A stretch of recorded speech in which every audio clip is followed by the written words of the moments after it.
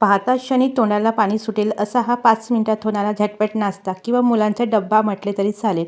माझ्या मुलीचा तर हा आवडता नाश्ता आहे. ती मुद्दामून मला रात्र पोळी उरवायला सांगते, म्हणजे ती उरली की डब्बा लवकर होते आणि तिला दररोज दिलं तरी नाही ती म्हणणार नाही. पहाटे इतकी थंडी असते की पहाटे उठावेच वाटत नाही, पण मुलींची 7ची शाळा असल्यामुळे मला टिफिन बनवण्यासाठी लवकर उठावं लागते.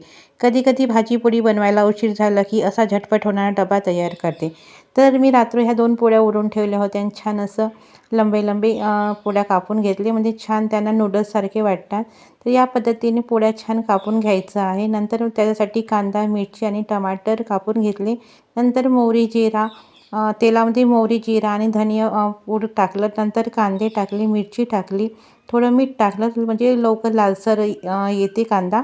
त्याच्यामुळे मीठ अगोदर टाकून घेतलं. नंतर थोडा तिखट टाकलं, हळद टाकलं आणि गरम मसाला टाकून छान मिक्स करून घेतलं. टमाटर पण टाकलं, जास्त काही टमाटर टाकलं नाही कारण की ते ओलसर होतात म्हणून. आणि छान असे पोळीचे काप टाकून घेतलेले आहे. छान असं आलटून पलटून टाकायचं. छान ते कोरडे होतात. ताज्या पोळ्याचे तेवढं टेस्टी वाटत नाही, पण जे शिळ्या पोळ्या असतात ना, खूप मस्त वाटतात. मी मुद्दामून त्या 2 पोळ्यात उडवून ठेवते, म्हणजे त्यांना डब्यांना होऊन जाते. तरी आज एकीचाच डब्बा होता, तर त्याच्यामुळे मी थोडेसेच बनवले. नंतर मी थोडी कोथिंबीर आणि मेथी टाकून घेतली आणि छान आलटून पलटून घेतलं. तर बघा किती सुंदर डिश वाटते आणि खायला पण मस्त आणि हेल्थी पण सुद्धा नाही. याच्यात मैदा नाही, कोणतं काहीच नाही, घरगुती आपला नाश्ता तयार झाला आहे. तर बघा मी इथे डबा पण तयार झालेला आहे. चला भेटूया नेक्स्ट व्हिडिओला. आवडल्यास व्हिडिओला लाईक आणि चॅनलला सबस्क्राईब करा. धन्यवाद.